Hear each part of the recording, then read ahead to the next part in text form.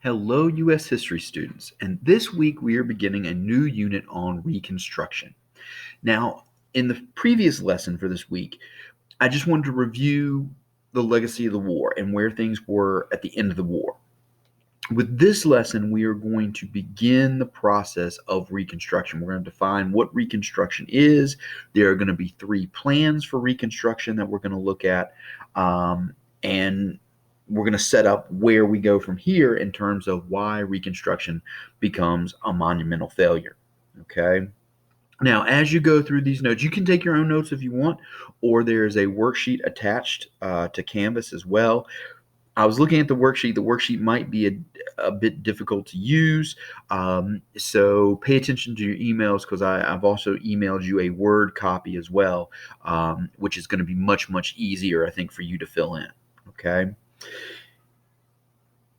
We've gotten through the Civil War. The country's been ripped apart. Now the country is ready to come back together. General Lee has surrendered to General Grant at Appomattox. Okay, that's where I want to pick up the story. And of course, we can't talk about the Civil War and we can't talk about Reconstruction really without talking about Lincoln, because Lincoln had a view of Reconstruction.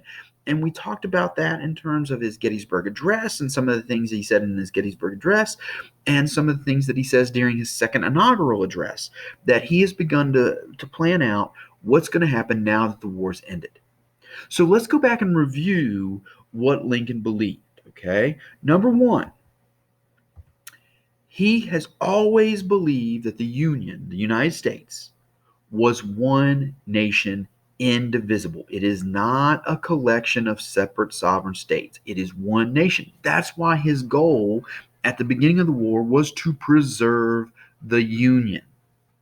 And now that the war is over and the Confederates have surrendered to the North, he has preserved the Union. They are coming back into the country. So I'm going to say this a lot. We have got to move forward together as one. That is what his driving force is. Okay? So number one, we are one nation, indivisible. We are one union. Number two, secession is illegal. Okay? You just can't do it. No matter what the South says about freely entering and freely leaving, secession is illegal. And he would go to the Constitution. He says, nowhere in the Constitution do I see where it says secession is allowed. Okay, it's illegal. All right. Now, everybody knows the history of the Revolution, and if a government is, oppressive and stuff like that, you can take means to change it. But the assumption is we're going to do that through voting. Okay, so secession is illegal. You just can't do it. And since secession is illegal, the Confederate governments are illegitimate. They don't exist. All right, because you can't secede. All right, because secession is illegal, the Confederate governments are illegitimate. They don't exist. All right, and since secession is illegal and Confederate governments are illegitimate, the states had never really left the Union. All right, and I gave you that family analogy. Sometimes families get upset, people go off, but they're still part of the family. And hopefully one day they come back and you will move forward together as a family. That's Lincoln's goal. Once again, we are one nation. You guys never really left. Now it's time to move forward together. And I'll add this, it's time to move forward together to realize that new birth of freedom where everybody is equal. Okay, I'm a firm believer in Lincoln's mind. That's the plan, is we're going to move forward together with this idea that we are one nation, conceived in liberty and dedicated to the proposition that all men are created equal. Number 3, this comes from his second inaugural address. We're going to act with malice towards none, with charity for all, to bind up the nation's wounds. When the war is over, we're not going to punish the South, because I want to reunify as one nation and move forward together. And I've talked about this in class. If we punish the South, as much as we might like to, as much as they might deserve it, because yes, it's some people are going to see this as treason. Lincoln doesn't, but some people are going to see this as treason. As much as we might want to, as much as they might deserve it, we can't punish them, because that's going to only add to the division. It's going to be difficult for us to move forward together. It's going to lead to problems down the road. So when the war is over, we're not going to punish the South. We're going to reunify as one nation and move forward together.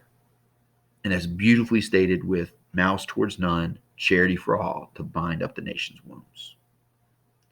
Now, that's what Lincoln believes. Okay? Now, let's talk about, one last thing. To kind of summarize, Reconstruction is a matter of quickly restoring legitimate state governments. For Lincoln, Reconstruction is a matter of quickly restoring legitimate state governments.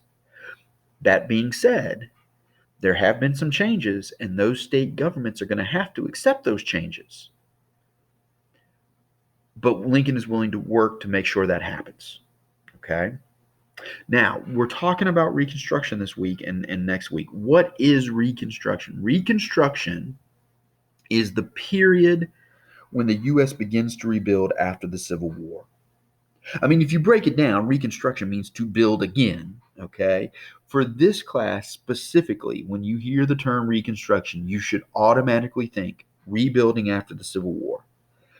That's the only point in time that we use this term, okay? We've been in a bunch of wars and we kind of rebuild after those wars, but the only time that we specifically use the terminology Reconstruction is after the Civil War. It's the period of rebuilding after the Civil War. Now, I'm going to introduce you to a new group, the Radical Republicans. Okay, the Radical Republicans you had the Republican Party, which Lincoln is a part of. Then you had this very intense group of Republicans, the Radical Republicans. These are the guys in Congress, the Senate and the House, who wanted to destroy the South. Okay, they wanted to punish slaveholders. They wanted to punish the Southerners for leaving, for seceding, and things like that. They had it in their mind to do that. Okay, and they wanted to give freed slaves full citizenship and voting rights. Now, there is nothing wrong with that. Okay, that is an admirable goal. I think Lincoln wants to do that as well. But the way the Radical Republicans go about it is what is wrong and what is going to lead to problems, because basically they shove it down Southerners' throats as a way to punish them. Okay, and that is going to lead to hurt feelings. And that is going to lead to some of the racial tension that we see once Reconstruction is over. Okay? So there is nothing wrong with that goal. I think Lincoln would have done that as well. But Lincoln realizes I got to be gradual about this. It took me a long time to get the 13th Amendment passed. And to be honest with you, it took him a long time to get the 13th Amendment passed, even with the support of the North. Okay? Because there were some Northerners that weren't excited about the implications of the 13th Amendment either. Okay? So these radical Republicans, they want to destroy and punish the South, and they want to give freed slaves full citizenship and voting rights. All right? Now, as we've been talking about, the assassination of Lincoln is going to mess up his plan for Reconstruction because he's gone. He's not able to guide the process. And when Lincoln is assassinated, that's going to enable the radical Republicans to influence the process of Reconstruction in a manner that is more punitive, which means punishing towards the former Confederate states. Okay, so with Lincoln gone, this radical fringe of the Republican Party is going to have a bigger role in the Reconstruction process. Okay, and in some cases, that's going to be more damaging for the former Confederate states. And the quick process of getting people together and moving forward together is going to go out the window.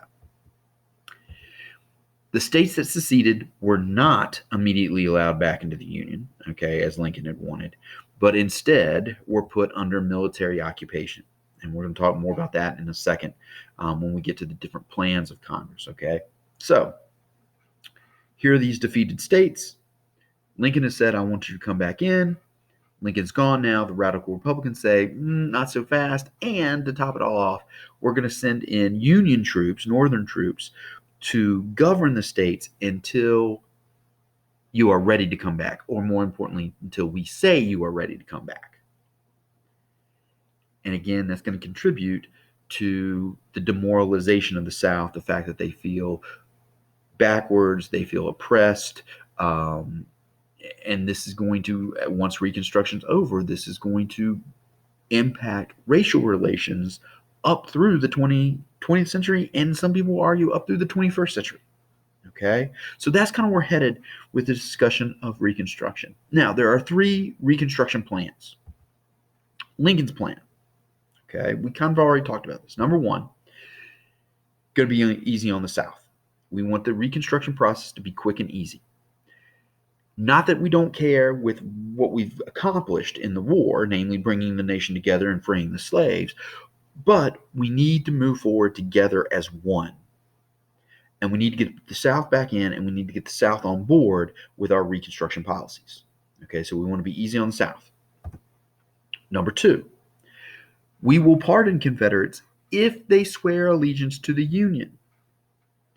Now, what's interesting about this, okay, if you swear allegiance to the Union, you're also going to swear allegiance to the Constitution, and part of the Constitution is this new 13th Amendment, which has freed the slaves, okay? So you can be pardoned, you can rejoin, but you got to swear allegiance to the Union, and you have to accept the 13th Amendment, the fact that slaves are freed. Other than that, okay, Lincoln is not too descriptive on what's going to happen next. I do think he wanted to give rights to African Americans. I do think he wanted to give them the right to vote. But he said, I also think in the back of his mind, he says, we are going to have to encounter those problems together. I want the states back in so that we can work together to best address those issues. That's what I believe Lincoln was going to do. Unfortunately, Lincoln is assassinated and his plan never gets implemented.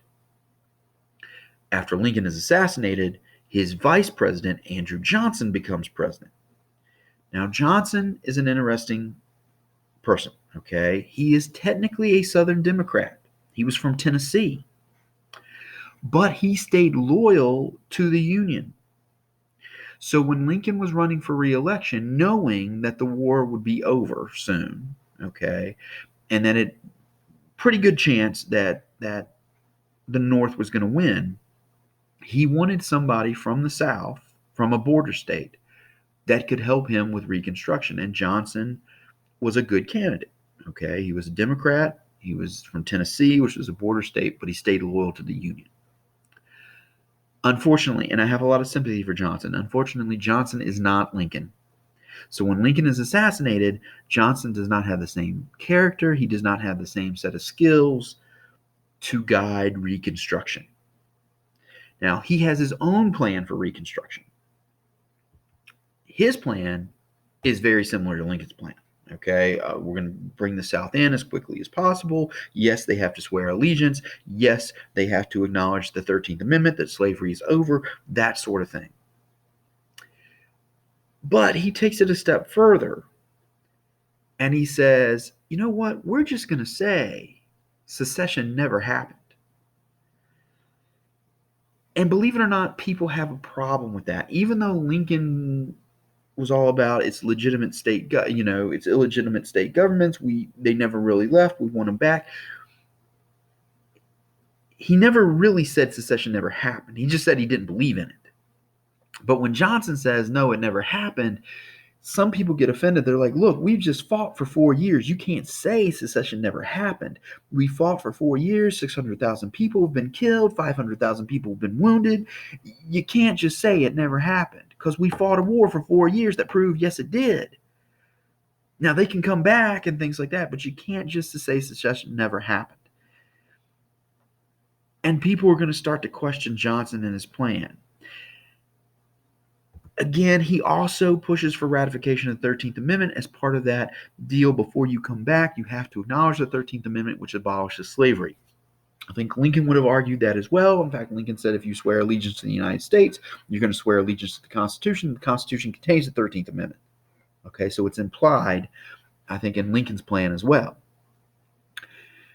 Because of his stance on secession, and because he begins to do things with his power as president that upsets the radical Republicans, like he tries to get rid of all of Lincoln's cabinet members and some long-standing congressional members because Johnson oversteps his bounds. Johnson is going to be impeached. He is the first president to be impeached. There are only two other presidents besides Johnson to be impeached: Bill Clinton and Donald Trump. Okay. Johnson comes the closest to being removed from office. Remember, just because you're impeached, that does not mean you're removed from office. That could happen, but that does not mean you're going to be removed from office. Johnson missed being kicked out of office by one vote. Because he has to spend most of his presidency dealing with that, okay, and dealing with the impeachment trial, that's going to allow the radical Republicans to take a bigger role in dictating Reconstruction. And here's their plan for Reconstruction. Okay. Number one, not only are we going to do the 13th Amendment, but we're also going to push the 14th Amendment, which is going to give African Americans full citizenship. Now, the way the amendment is stated is the rights of citizens shall not be infringed upon based on nationality, race, religion, creed, etc., etc. Okay? So we're going to give African Americans full citizenship. Number two, Reconstruction Act of 1867. We're going to put states under military control. Those former Confederate states, we're going to send in a governing body made up of Union officers and Union generals. And they will control the state until the state is ready to come back into the Union. And to come back into the Union, you have to do certain things. Like you have to ratify the 13th Amendment. You have to ratify the 14th Amendment. You're going to have to ratify the 15th Amendment. You got to have a state constitution written. You got to have provisions for public education, etc., etc. And when you present this plan, we will let you back into the Union. Well, that's not going to be quick. That's going to take time. And to be honest with you, there's nothing to say that when you present your plan, if you have met all the requirements, that the military government is going to accept it or that the national government is going to accept it. They could reject it and send it back and say, you know what, I don't think you've done enough here. You need to go back and investigate that a little bit more. Or I don't think you're providing enough education. All right. Little details like that. So what this is going to become down is going to boil down into a lengthy process. It's not going to be quick like Lincoln wanted. And sadly, you have corrupt Union officials, corrupt generals who are out to punish the South. And they are going to take advantage of the people of the South to line their own pockets with things like money. They're going to make it harder. Like I said, the state governments could show up and say, hey, we've met all these requirements. And those guys could simply say, no, I don't think so. Go away. Go back and come again another day, and we'll see then. Okay? So this Reconstruction Act is very, very tough and is going to lead to a lot of bitterness on the part of the South. And then the third part is the 15th Amendment, which is going to give African American men the right to vote, okay? Because no women can vote yet, all right? So it gives African American men the right to vote.